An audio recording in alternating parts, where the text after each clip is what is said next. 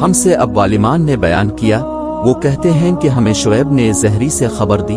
उन्हें आमिर बिन साद बिन इब्बी वक़ास ने अपने वालिद साद रज़ी अल्लाह अन्हु से सुनकर ये खबर दी कि रसूल अल्लाह सल्लल्लाहु अलैहि वसल्लम ने चंद लोगों को कुछ अतिया दिया और साद वहाँ मौजूद थे।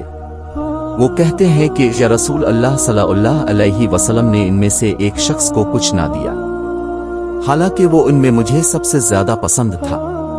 मैंने कहा, या रसूल अल्लाह, अपने फलां को कुछ ना दिया, हालांकि मैं इसे मोमिन गुमान करता हूँ। अब सल्लल्लाहु अलैहि वसल्लम ने फरमाया, मोमिन आ मुसलमान। मैं थोड़ी देर चुप रहकर फिर पहली बात दोहराने लगा।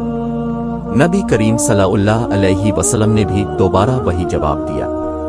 फिर अब सल्लल्लाहु अलैहि वसल्लम ने फरमाया कि ए साद, बावजूद ये कि एक शख्स मुझे ज्यादा अजीज है, फिर भी मैं इसे नजरअंदाज करके किसी और दूसरे को इस खौफ की वजह से ये माल दे देता हूँ कि वो अपनी कमजोरी की वजह से इस्लाम से फिर जाए और कि अल्लाह इसे आग में ऊंधा डाल दे। इस हदीस को यूनस, सालेह, मुअम्मर और ज़हरी के भतीजे अब्दुल्लाह ने ज़हरी से रवायत किया।